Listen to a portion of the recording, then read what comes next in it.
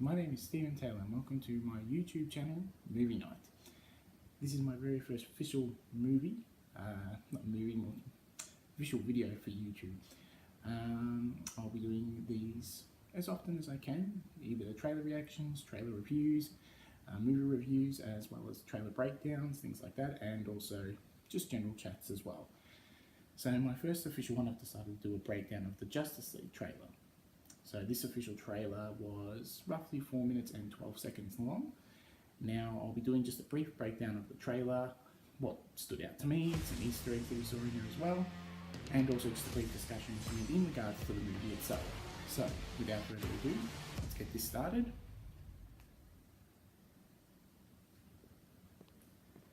As you can see here, first clip, not too sure who the person with the briefcase is. Hopefully be revealed in the movie, not too sure, big name player, and as you can see, first thing is Wonder Woman. Makes sense to include her at the start of the trailer, considering how well received Wonder Woman was in the movie. Fantastic movie, one of the best we've seen so far. What did you do this weekend? And just a little bit of humour here, as you can see. Nothing very interesting. Not much she did on the weekend, which is funny. As you can see on there, there is a sign for Superman and a world without hope. And then, as you can see here, fantastic Jim Gordon, J.K. Simmons playing Jim Gordon with the bat signal. Now, I just want to pause it there. As you could clearly hear in the background, I'm not too sure how many people heard that, but there's a crime wave around the world, and if you listen very carefully, you can actually hear them say Arkham Asylum.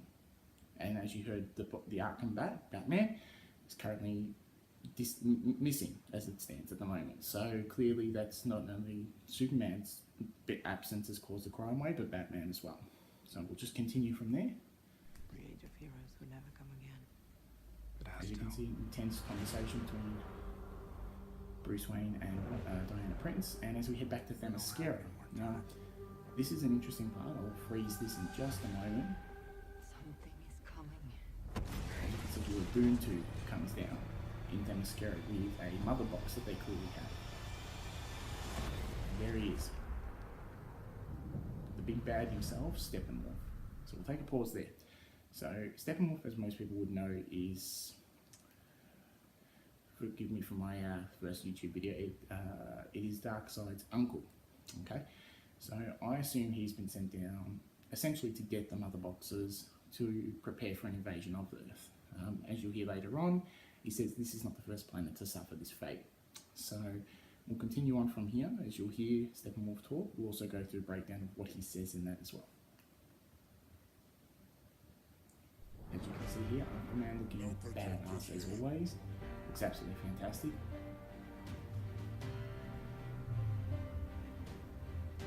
Alright, we're going to pause it in a moment, just a couple of minutes here. No Kryptonian. So pause it there. Alright, so as you can see in there, Steppenwolf was saying no lanterns. Not just lantern, lanterns. So there's clearly either one of a couple of things. There's no lantern that have been assigned to the sector of Earth to protect it, which might be something that's revealed in the movie. Not 100% sure. We'll have to wait and see. There's a lot of debate on whether or not maybe they do exist. They just haven't been to Earth, or they haven't been around long. Then you also hear no Kryptonian.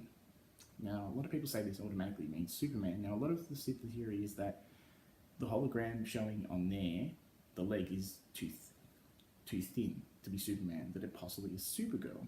Now, as you remember in the original Man of Steel film, there was pods that Clark found. One of them, all of them were destroyed but one, and one of them was open. So a lot of theory is that Supergirl is out there. Has she become a slave to Darkseid? A lot of speculation with that. So I think that's very interesting to show that they do exist in this universe. Both the Green Lantern Corps and the Kryptonians are well known in the DC universe. And as you also saw, is there a really cool picture of the Flash. Clearly just testing his powers. That's probably where we'll see him first using his powers. I'm not 100% sure, but that's what it looks like to me. So we'll continue from there.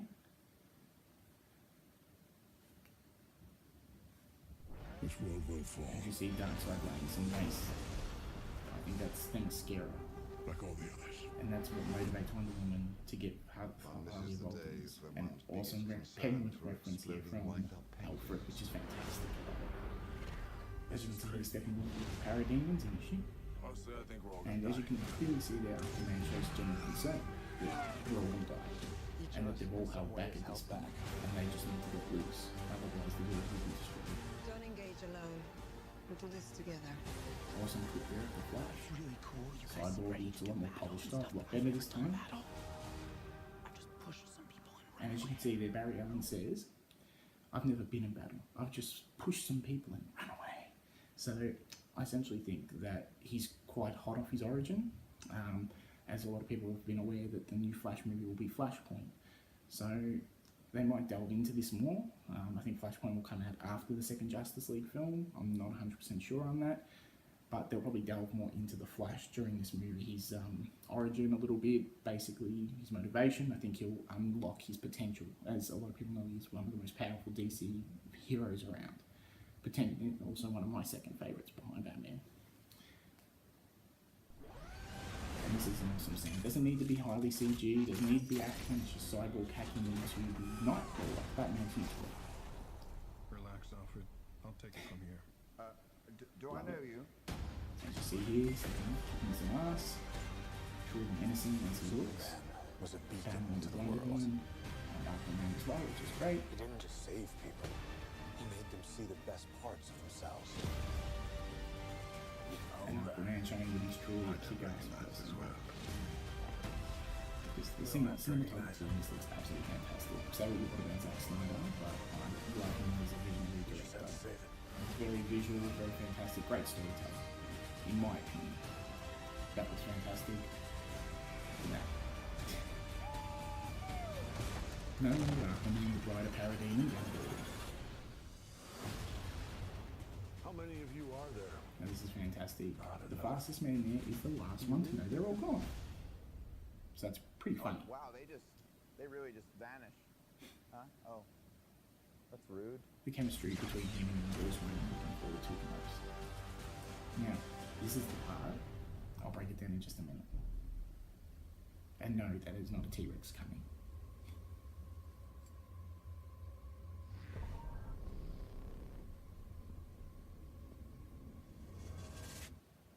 You said you'd come. Now that's... Right oh, there. You're not too late. Right there, are you seeing the corner?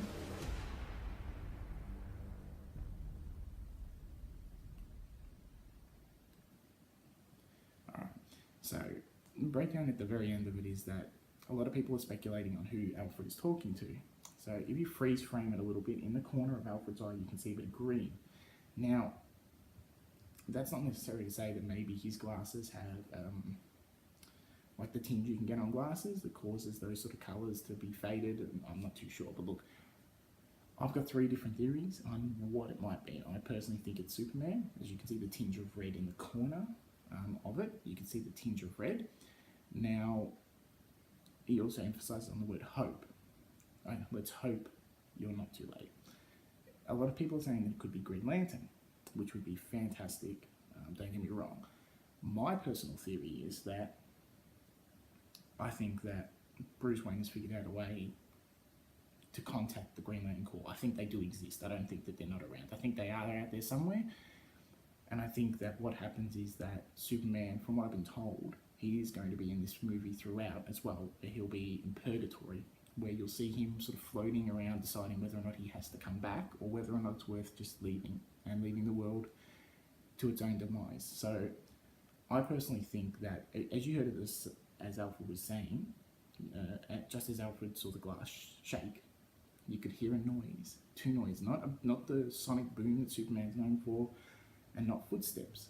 I personally think Green Lantern is bringing Superman to the fight, and you will see that at the end, but you won't see it in that scene. You'll see Superman, but you won't see who's brought him back. That's just my personal opinion. I think that would be a fantastic way to introduce Green Lantern and bring Superman back into it, but we'll have to wait and see.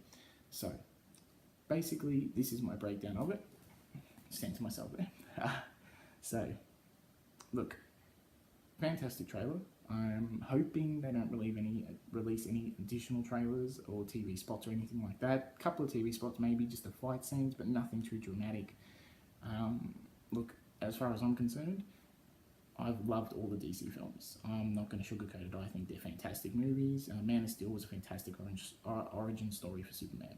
You know, that's what would happen if you lived in this world. We're in a cynical, crappy world where anything good that does come, we question it. So, you know, BVS, normal edition, one of my favourites. Ultimate Cut, my favourite comic book movie of all time. Equal number one with Wonder Woman. Suicide Squad was good. It was fun, fantastic. Had some weak points in it, but what movie doesn't? What movie doesn't have a weak point in it?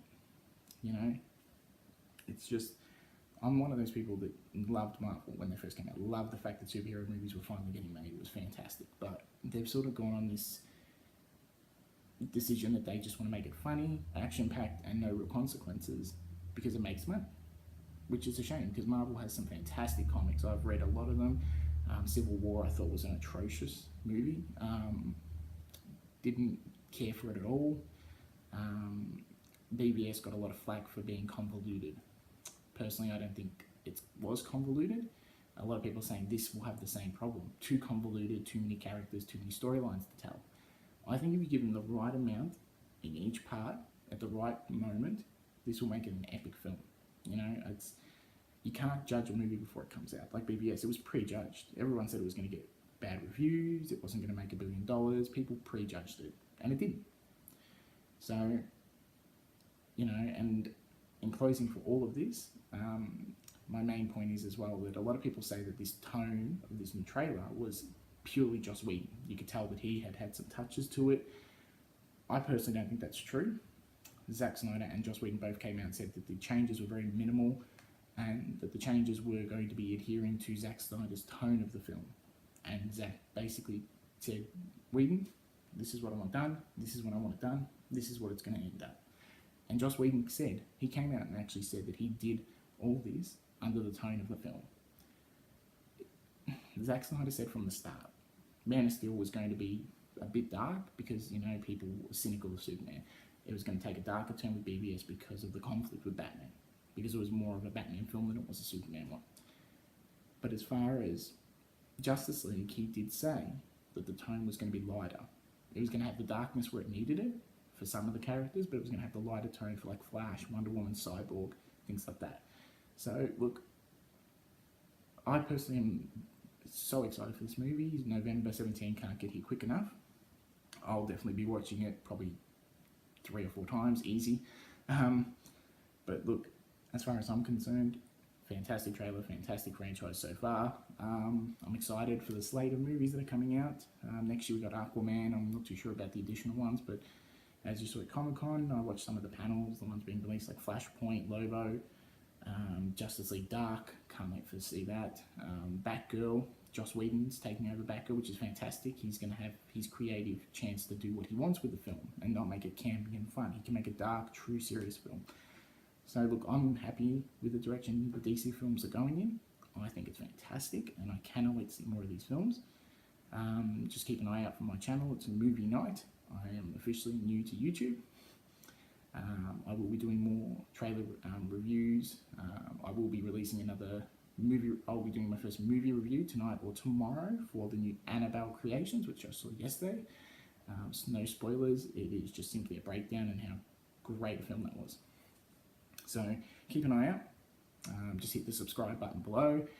Leave any comments you have about my video. Anything I can use to tweak and make my video better would be appreciated. Highly inspired by a great man on YouTube, Tyrone Magnus. And I am a Magnusite. So thank you so much for watching my YouTube channel. Look forward to having more on here over the next coming weeks. And like I said, just subscribe below. Any comments you want to leave below would be great.